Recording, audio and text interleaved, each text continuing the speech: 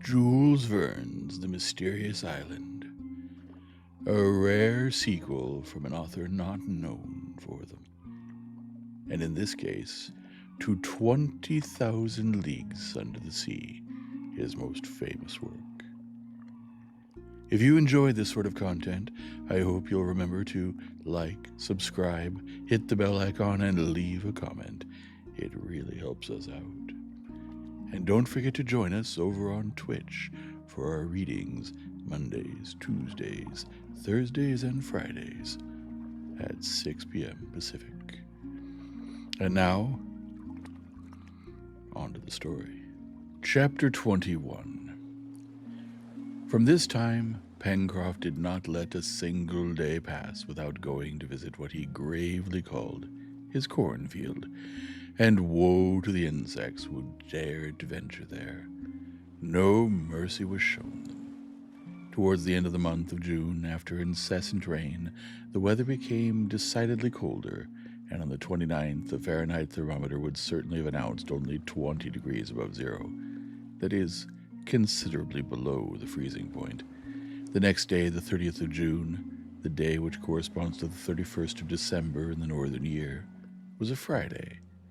Neb remarked that the year finished on a bad day, but Pencroft replied that naturally the next would begin on a good one, which was better. At any rate, it commenced by very severe cold. Ice accumulated at the mouth of the Mersey, and it was not long before the whole expanse of the lake was frozen. The settlers had frequently been obliged to renew their store of wood. Pencroft also had wisely not waited till the river was frozen, but had brought enormous rafts of wood to their destination. The current was an indefatigable moving power, and it was employed in conveying the floating wood to the moment when the frost enchained it. To the fuel which was so abundantly supplied by the forest, they added several cartloads of coal, which had to be brought from the foot of the spurs of Mount Franklin. The powerful heat of the coal was greatly appreciated in the low temperature, which on the 4th of July fell to 8 degrees of Fahrenheit, that is, 13 degrees below zero. A second fireplace had been established in the dining room, where they all worked together at their different avocations. During this period of cold, Cyrus Harding had great cause to congratulate himself on having brought to Granite House the little stream of water from Lake Grant. Taken below the frozen surface and conducted through the passage, it preserved its fluidity and arrived at an interior reservoir which had been hollowed out at the back part of the storeroom, while the overflow ran through the well to the sea. About this time, the weather being extremely dry, the colonists, clothed as warmly as possible, resolved to devote a day to the exploration of that part of the island between the Mersey and Claw Cape. It was a wide extent of marshy land, and they would probably find good sport, for water birds swam there. They reckoned that it would be about 8 or 9 miles to go there, and as much to return, so that the whole of the day would be occupied. As an unknown part of the island was about to be explored, the whole colony took part in the expedition. Accordingly, on the 5th of July, at 6 o'clock in the morning, when day had scarcely broken, Cyrus Harding, Gideon Spilett, Herbert, Neb, and Pencroft, armed with spears, snares, bows, and arrows, and provided with provisions, left Granite House, preceded by Top, who bounded before them. Their shortest way was to cross the Mersey on the ice, which then covered it. But, as the engineer justly observed, that could not take the place of a regular bridge. So the construction of a regular bridge was noted in the list of future works. It was the first time that the settlers had set foot on the right bank of the Mersey, and ventured into the midst of those gigantic and superb coniferae now sprinkled over with snow. But they had not gone half a mile when from a thicket a whole family of quadrupeds, who had made a home there, disturbed by Top, rushed forth into the open country. "Ah, I should say those are foxes," cried Herbert when he saw the troop rapidly decamping. They were foxes, but of a very large size, who uttered a sort of barking, at which Top seemed to be very much astonished, for he stopped short in the chase and gave the swift animals time to disappear. The dog had reason to be surprised, as he did not know natural history, but by their barking these foxes with reddish-gray hair, black tails terminating in a white tuft, had betrayed their origin, so Herbert was able, without hesitating, to give them their real name of Arctic foxes. They are frequently met with in Chile, in the Falkland Islands, and in all parts of America traversed by the 30th and 40th parallels. Herbert much regretted that Top had not been able to catch one of these carnivora. "Are they good to eat?" asked Pencroft, who only regarded the representatives of the fauna in the island from one special point of view. "No," replied Herbert, "but zoologists have not yet found out if the eye of these foxes is diurnal or nocturnal, or whether it is correct to class them in the genus dog, properly so called." Harding could not help smiling on hearing the lad's reflection, which showed a thoughtful mind.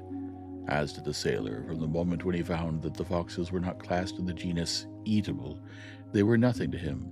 However, when a poultry yard was established at Granite House, he observed that it would be best to take some precautions against a probable visit from these four-legged plunderers, and no one disputed this. After having turned the point, the settlers saw a long beach washed by the open sea. It was then 8 o'clock in the morning. The sky was very clear, as it often is after prolonged cold, but warmed by their walk, neither Harding nor his companions felt the sharpness of the atmosphere too severely. Besides, there was no wind, which made it much more bearable. A brilliant sun, but without any calorific action, was just issuing from the ocean. The sea was as tranquil and blue as that of a Mediterranean gulf when the sky is clear. Claw Cape, bent in the form of a yataghan, tapered away nearly 4 miles to the southeast. To the left, the edge of the marsh was abruptly ended by a little point.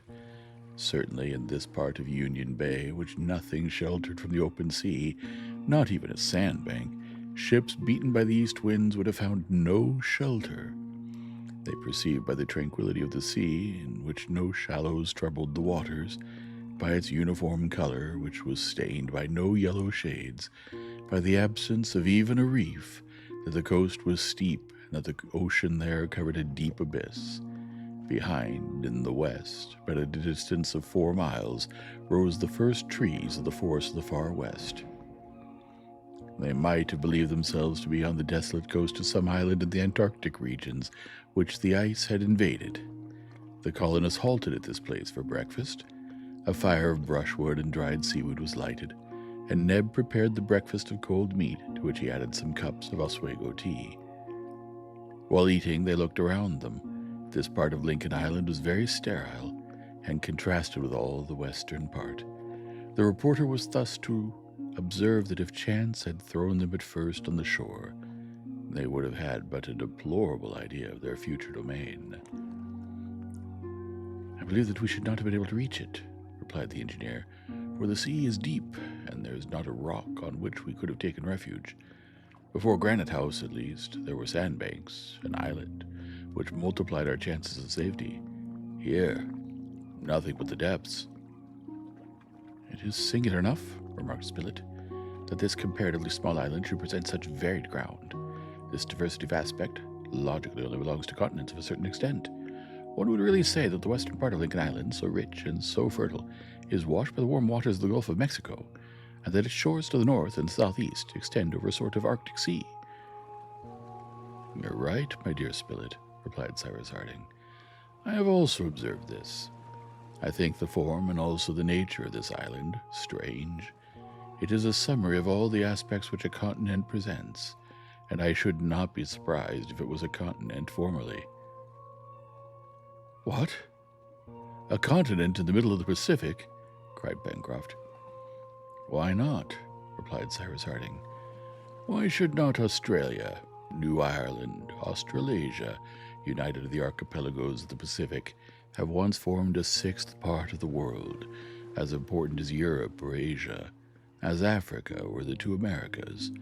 To my mind, it is quite possible that all these islands, emerging from this vast ocean, are but the summits of a continent now submerged, but which was above the waters at a prehistoric period." "As the Atlantis was formerly," replied Herbert. "Yes, my boy, if, however, it existed." "And would Lincoln Island have been part of that continent?" asked Pencroft. "It is probable," replied Cyrus Harding, "and that would sufficiently explain the variety of productions which are seen on its surface." "And the great number of animals which still inhabit it," added Herbert. "Yes, my boy," replied the engineer, "and you furnish me with an argument to support my theory. It is certain, after what we have seen, that animals are numerous in this island, and what is more strange, that the species are extremely varied. There is a reason for that, and to me it is that Lincoln Island may have formerly been a part of some vast continent which had gradually sunk below the Pacific." "Then some fine day," said Pencroft, who did not appear to be entirely convinced, "the rest of this ancient continent may disappear in its turn, and there will be nothing between America and Asia." "Yes," replied Harding, "there will be new continents which millions and millions of animalculae are building at this moment." "And what are these masons?" asked Pencroft. "Coral insects," replied Cyrus Harding. "By constant work they made the island of Clermont-Tonnerre and numerous other coral islands in the Pacific Ocean. 47 millions of these insects are needed to weigh a grain, and yet with the sea salt they absorb, the solid elements of water which they assimilate, these animalculae produce limestone, and this limestone forms enough submarine erections of which the hardness and solidity equal granite. Formerly, at the first periods of creation, nature employing fire heaved up the land, but now she entrusts to these microscopic creatures the task of replacing this agent, at which the dynamic power in the interior of the globe has evidently diminished, which is proved by the number of volcanoes on the surface of the earth now actually extinct. And I believe that centuries succeeding to centuries, and insects to insects, this Pacific may one day be changed into a vast continent, which new generations will inhabit and civilize in their turn." "That'll take a long time," said Pencroft. "Nature has time for it," replied the engineer. "But what would be the use of new continents?" asked Herbert. "It appears to me that the present extent of habitable countries is sufficient for humanity, yet nature does nothing uselessly." "Nothing uselessly, certainly," replied the engineer. "But this is how the necessity of new continents for the future, and exactly on the tropical zone occupied by the coral islands, may be explained. At least to me, this explanation appears plausible." "We're listening, Captain," said Herbert. "This is my idea. Philosophers generally admit that someday our globe will end, or rather that animal and vegetable life will no longer be possible because of the intense cold to which it will be subjected. What they are not agreed upon is the cause of this cold. Some think that it will arise from the falling of the temperature which the sun will experience after millions of years. Others from the gradual extinction of the fires in the interior of our globe, which have a greater influence on it than is generally supposed. I hold to this last hypothesis, grounding it on the fact that the moon is really a cold star, which is no longer habitable, although the sun continues to throw on its surface the same amount of heat. If then the moon has become cold, it is because the interior fires to which, as do all the stars of the stellar world, it owes its origin, are completely extinct. Lastly, whatever they may be the cause, our globe will become cold someday, but this cold will only operate gradually. What will happen then? The temperate zones at a more or less distant period will not be more habitable than the polar regions now are. Then the population of men, as well as the animals, will flow towards the latitudes which are more directly under the solar influence. An immense emigration will take place. Europe, Central Asia, North America will gradually be abandoned, as well as Australasia and the lower parts of South America. The vegetation will follow the human emigration. The flora will retreat towards the equator at the same time as the fauna. The central parts of South America and Africa will be the continents chiefly inhabited. The Laplanders and the Samoyeds will find the climate of the polar regions on the shores of the Mediterranean. Who can say that, at this period, the equatorial regions will not be too small to contain and nourish terrestrial humanity? now may not provident nature, so as to give refuge to all the vegetable and animal immigration, be at present laying the foundation of a new continent under the equator, and may she not have entrusted these insects with the construction of it? I have often thought of all these things, my friends, and I seriously believe that the aspect of our globe will someday be completely changed, that by the raising of new continents, the sea will cover the old, and that in future ages, a Columbus will go to discover the islands of Chimborazo, of the Himalayas, or of Mont Blanc, remains of a submerged America, Asia, and Europe.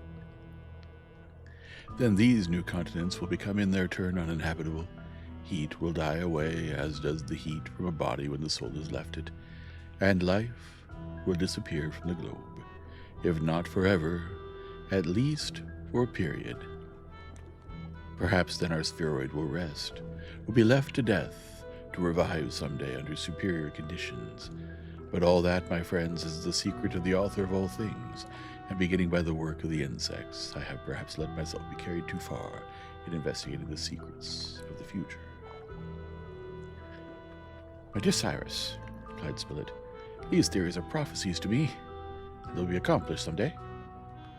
That is the secret of God, said the engineer. All that is well and good, said Pencroft, who had listened with all his might. But will you tell me, Captain, if Lincoln Island has been made by your insects?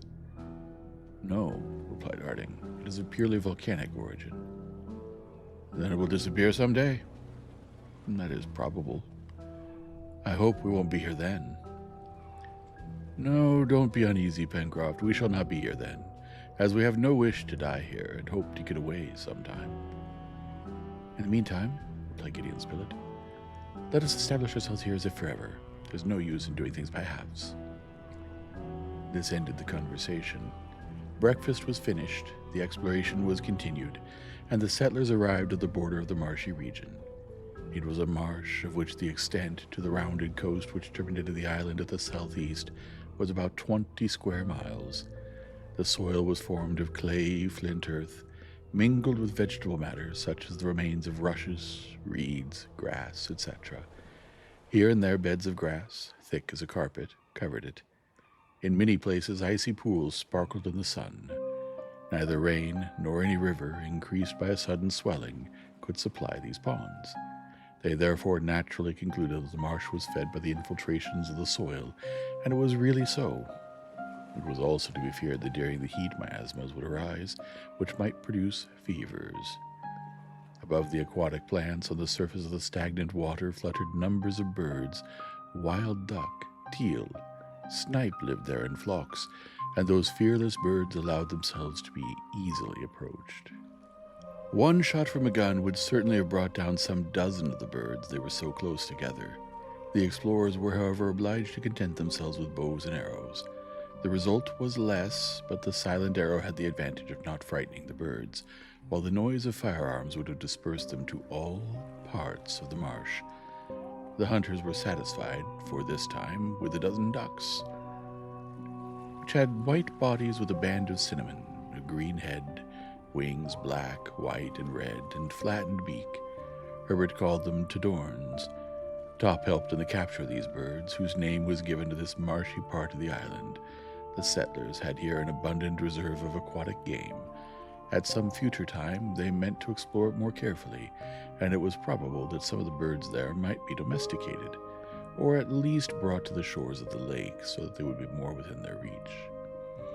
About 5 o'clock in the evening, Cyrus Harding and his companions retraced their steps to their dwelling by traversing Tadorn's Fens, and crossed to the Mersey on the ice bridge. At 8 in the evening, they all entered Granite House. End of Chapter 21. Chapter 22.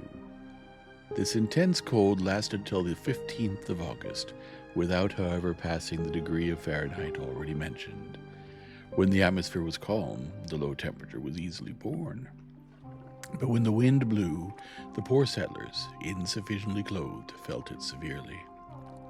Pencroft regretted that Lincoln Island was not the home of a few families of bears, rather than of so many foxes and seals. Bears, said he, are generally very well dressed, and I ask no more than to borrow for the winter the warm cloaks which they have on their backs." "But," replied Ned, laughing, "perhaps the bears would not consent to give you their cloaks, Pencroft. These beasts are not St. Martin's." "We would make them do it, Neb. We would make them," replied Pencroft, in quite an authoritative tone. But these formidable carnivora did not exist in the island, or at any rate they had not yet shown themselves. In the meanwhile, Herbert, Pencroft, and the reporter occupied themselves with making traps on Prospect Heights and at the border of the forest. According to the sailor, any animal, whatever it was, would be a lawful prize, and the rodents or carnivora which might get into the new snares would be well received at Granite House.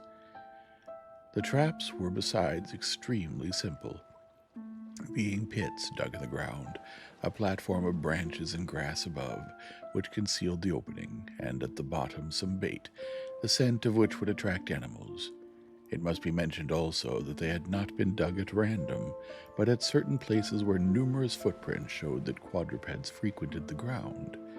They were visited every day, and at 3 different times during the first days, specimens of those Antarctic foxes which they had already seen on the right bank of the Mersey were found in them. "Why, there are nothing but foxes in this country," cried Pencroft, when for the 3rd time he drew one of the animals out of the pit. Looking at it in great disgust, he added, "Beasts which are good for nothing." "Yes," said Gideon Spilett, "they are good for something." "And what is that?" "To make bait to attract other creatures." The reporter was right, and the traps were henceforward baited with the fox's carcasses. The sailor had also made snares in the long, tough fibers of a certain plant, and they were even more successful than the traps. Rarely a day passed without some rabbits from the warren being caught.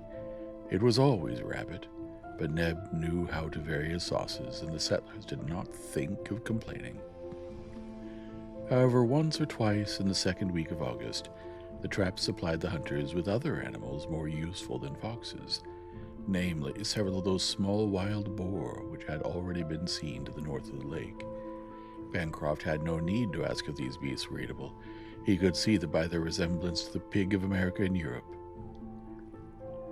"But these are not pigs," said Herbert to him. "I warn you of that, Pencroft." "My boy," replied the sailor, bending over the trap and drawing out one of these representatives of the family of sus by the little appendage which served it as a tail, "let me believe that these are pigs." "Why?" "Because that pleases me." "Are you very fond of pig, then, Pencroft?" "I am very fond of pig," replied the sailor, "particularly of its feet, and if I had 8 instead of 4, I should like it twice as much." As to the animals in question, they were peccaries belonging to one of the 4 species which are included in the family, and they were also of the species of tajacu, recognizable by their deep color and the absence of those long teeth with which the mouths of their congeners are armed. These peccaries generally live in herds, and it was probable that they abounded in the woody parts of the island. At any rate, they were eatable from head to foot, and Pencroft did not ask more from them.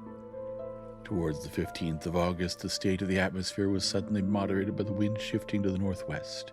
The temperature rose some degrees, and the accumulated vapor in the air was not long in resolving into snow.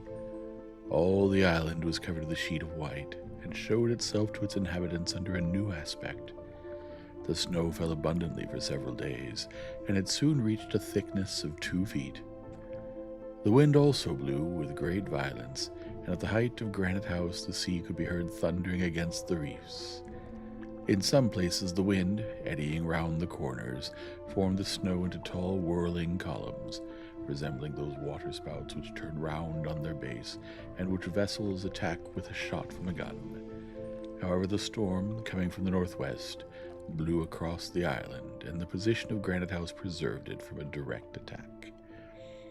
But in the midst of this snowstorm, as terrible as if it had been produced in some polar country, neither Cyrus Harding nor his companions could, notwithstanding their wish for it, venture forth, and they remained shut up for 5 days, from the 20th to the 25th of August. They could hear the tempest raging in Yakimer Wood, which would surely suffer from it. Many of the trees would no doubt be torn up by the roots, but Pencroft consoled himself by thinking that he would not have the trouble of cutting them down. "The wind is turning woodman. Let it alone," he repeated. Besides, there was no way of stopping it, if they had wished to do so. How grateful the inhabitants of Granite House then were to heaven for having prepared for them this solid and immovable retreat. Cyrus Harding had also his legitimate share of thanks, but after all, it was nature who had hollowed out this vast cavern, and he had only discovered it. There all were in safety, and the tempest could not reach them. If they had constructed a house of bricks and wood on Prospect Heights, it certainly would not have resisted the fury of this storm. As to the chimneys, it must have been absolutely uninhabitable, for the sea passing over the islet would beat furiously against it. But here, in Granite House, in the middle of a solid mass over which neither the sea nor air had any influence, there was nothing to fear. During these days of seclusion, the settlers did not remain inactive. There was no want of wood cut up into planks in the storeroom, and little by little they completed their furnishing, constructing the most solid of tables and chairs, for material was not spared. Neb and Pencroft were very proud of this rather heavy furniture, which they would not have changed on any account. Then the carpenters became basket makers, and they did not succeed badly in this new manufacture. At the point of the lake which projected to the north, they had discovered an oyster bed, in which grew a large number of purple osiers.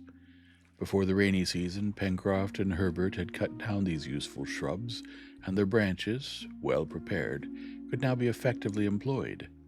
The first attempts were somewhat crude, but in consequence of the cleverness and intelligence of the workmen, by consulting and recalling the models which they had seen, and by emulating each other, the possessions of the colony were soon increased by several baskets of different sizes. The storeroom was provided with them, and in special baskets Neb placed his collection of rhizomes, stone pine almonds, etc. During the last week of the month of August, the weather moderated again. The temperature fell a little, and the tempest abated.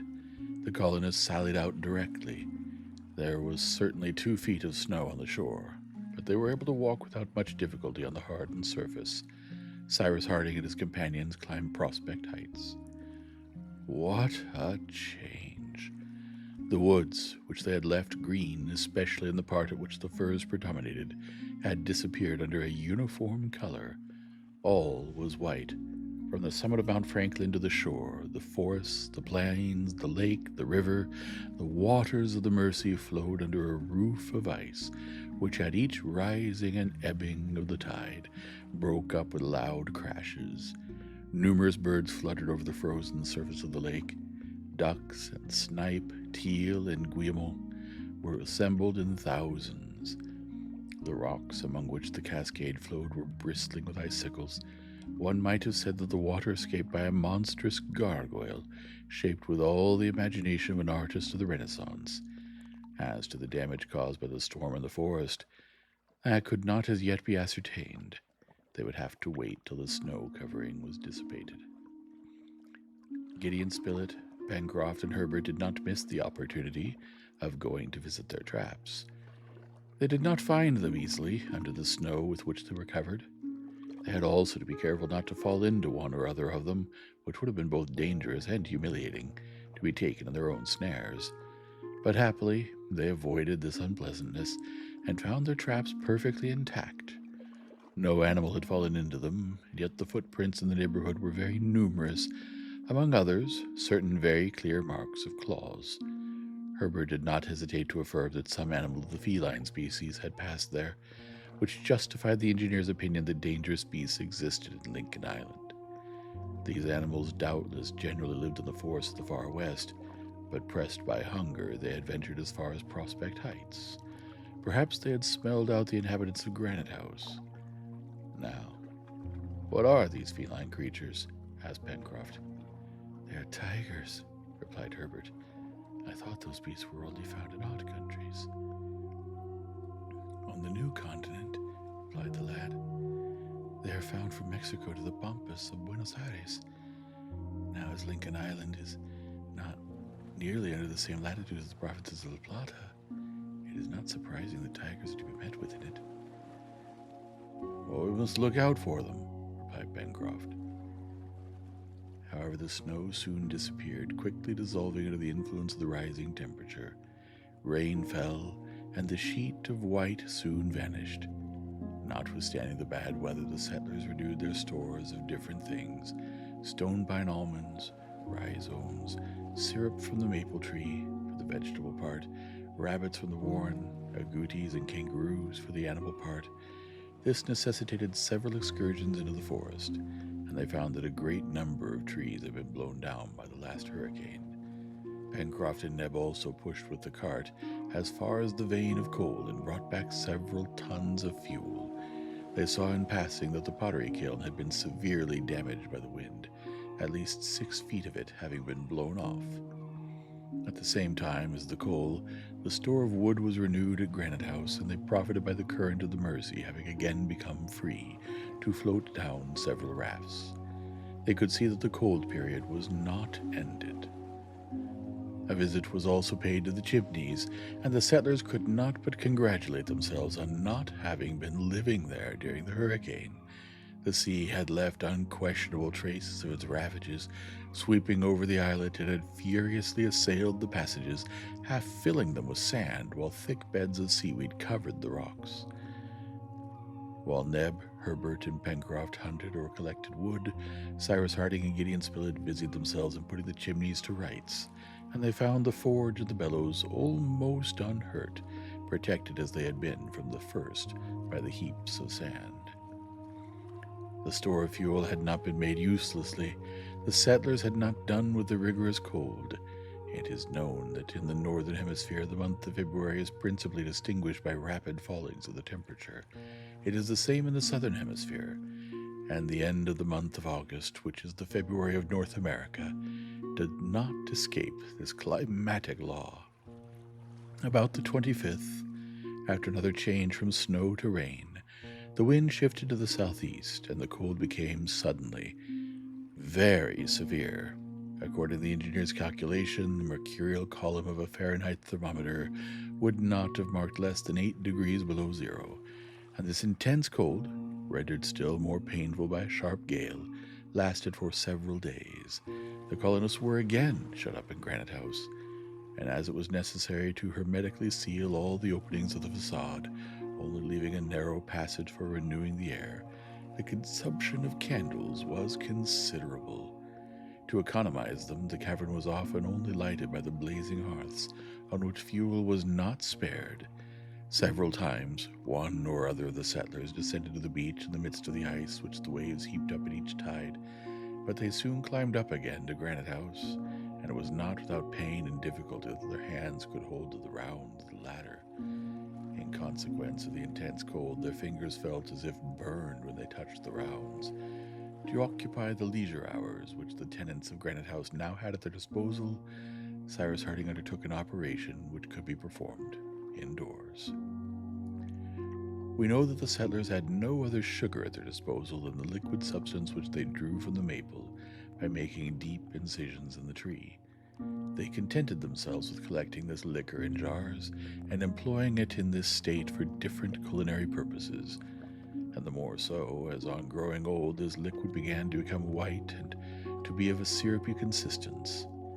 But there was something better to be made of it, and one day Cyrus Harding announced that they were going to turn into refiners. Refiners? Replied Pencroft. That is rather a warm trade, I think. Very warm, answered the engineer. Then it will be seasonable, said the sailor. This word refining need not awake in the mind thoughts of an elaborate manufactory with apparatus and numerous workmen. No, to crystallize this liquor only an extremely easy operation is required. Placed on the fire in large earthen pots, it was simply subjected to evaporation, and soon a scum arose to its surface. As soon as this began to thicken, Neb carefully removed it with a wooden spatula. This accelerated the evaporation and at the same time prevented it from contracting an empyreumatic flavor. After boiling for several hours on a hot fire, which did as much good to the operators as the substance operated upon, the latter was transformed into a thick syrup. This syrup was poured into clay molds previously fabricated in the kitchen stove, and to which they had given various shapes. The next day, this syrup had become cold and formed cakes and tablets. This was sugar of rather a reddish color, but nearly transparent and of a delicious taste. The cold continued in the middle of September, and the prisoners in Granite House began to find their captivity rather tedious. Nearly every day they attempted sorties which they could not prolong. They constantly worked at the improvement of their dwelling. They talked while working. Harding instructed his companions in many things, principally explaining to them the practical applications of science. The colonists had no library at their disposal, but the engineer was a book which was always at hand, always open to the page which one wanted, a book which answered all their questions, and which they often consulted. The time thus passed away pleasantly, these brave men not appearing to have any fears for the future. However, all were anxious to see, if not the fine season, at least the cessation of the insupportable cold. If only they had been clothed in a way to meet it, how many excursions they would have attempted, either to the Downs or to Dorn's Fens. Game would have been easily approached, and the chase would certainly have been most productive, but Cyrus Harding considered it of importance that no one should injure his health, for he had need of all his hands, and his advice was followed. But it must be said that the one who was most impatient of this imprisonment, after Pencroft perhaps, was Top. The faithful dog found Granite House very narrow. He ran backwards and forwards from one room to another, showing in his way how weary he was of being shut up. Harding often remarked that when he approached the dark well which communicated with the sea, and of which the orifice opened at the back of the storeroom, Top uttered singular growlings. He ran round and round this hole, which had been covered with a wooden lid. Sometimes even he tried to put his paws under the lid as if he wished to raise it. He then yelped in a peculiar way, which showed at once anger and uneasiness. The engineer observed this maneuver several times. What could there be in this abyss to make such an impression on the intelligent animal? The well led to the sea, that was certain. Could narrow passages spread from it through the foundations of the island? Did some marine monster come from time to time to breathe at the bottom of this well? The engineer did not know what to think, and could not refrain from dreaming of many strange improbabilities. Accustomed to go far into the regions of scientific reality, he would not allow himself to be drawn into the regions of the strange and almost of the supernatural. But yet, how to explain why Top, one of those sensible dogs who never waste their time in barking at the moon, should persist in trying with scent and hearing to fathom this abyss, if there was nothing there to cause his uneasiness? Top's conduct puzzled Cyrus Harding even more than he cared to acknowledge to himself. At all events, the engineer only communicated his impressions to Gideon Spilett, for he thought it useless to explain to his companions the suspicions which arose from what perhaps was only Top's fancy. At last the cold ceased. There had been rain, squalls mingled with snow, hailstorms, gusts of wind, but these inclemencies did not last. The ice melted, the snow disappeared, the shore, the plateau, the banks of the Mersey, the forest, again became practicable. This return of spring delighted the tenants of Granite House, and they soon only passed it the hours necessary for eating and sleeping. They hunted much in the second part of September, which led Pencroft to again entreat for the firearms, which he asserted had been promised by Cyrus Harding. The latter, knowing well that without special tools it would be nearly impossible for him to manufacture a gun which would be of any use, still drew back and put off the operation to some future time, observing in his usual dry way that Herbert and Spilett had become very skillful archers, so that many sorts of excellent animals, agoutis, kangaroos, capybaras, pigeons, bustards, wild ducks, snipes, in short, game both with fur and feathers, fell victim to their arrows, and that consequently they could wait. But the obstinate sailor would listen to nothing of this, and he would give the engineer no peace till he promised to satisfy his desire. Gideon Spilett, however, supported Pencroft. "If, which may be doubted," said he, "the island is inhabited by wild beasts, we must think how to fight with and exterminate them. That time may come when this will be our first duty." But at this period, it was not the question of firearms which occupied Harding, but that of clothes.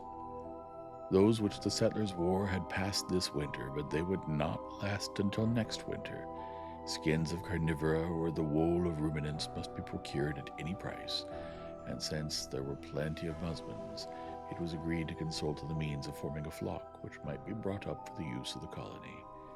An enclosure for the domestic animals, a poultry yard for the birds, in a word, to establish a sort of farm in the island. Such were the two important projects for the fine season. In consequence, and in view of these future establishments, it became of much importance that they should penetrate into all the yet unknown parts of Lincoln Island, that is to say, through that thick forest which extended on the right bank of the Mersey, from its mouth to the extremity of the Serpentine Peninsula, as well as on the whole of its western side. But this needed settled weather, and a month must pass before this exploration could be profitably undertaken.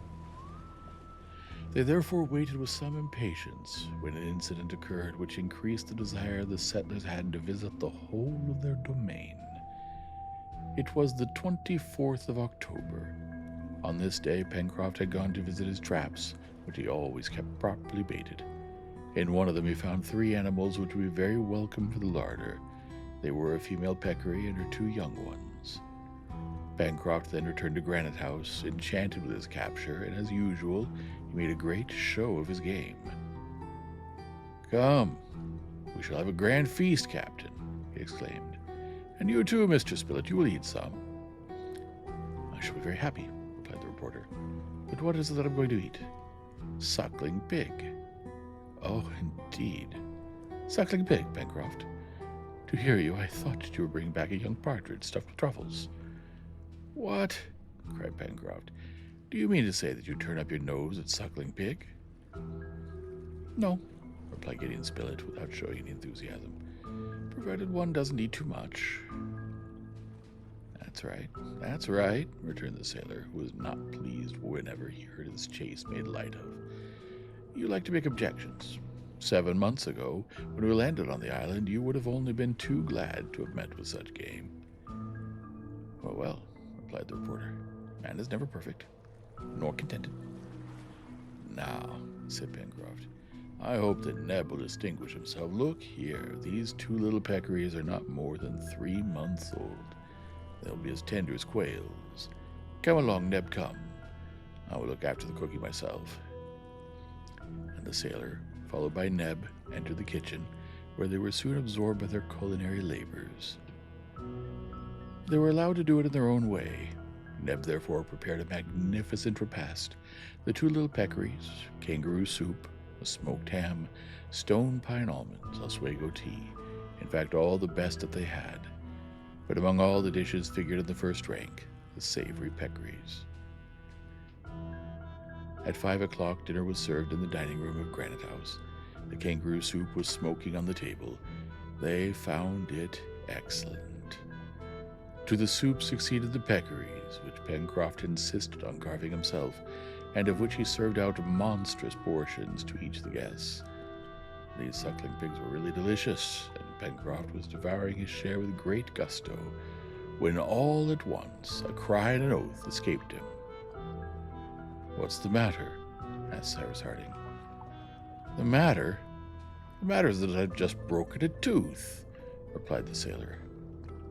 "What? Are there pebbles in your peccaries?" said Gideon Spilett. "I suppose so," replied Pencroft, drawing from his lips the object which had cost him a grinder. It was not a pebble. It was a leaden bullet. End of chapter 22. End of part 1. Well, they're still alive. Let's see what happens next, shall we? If you've enjoyed this sort of content, I hope you'll remember to hit the like and subscribe, smash that bell icon, and leave a comment. It really helps us out. Good night now.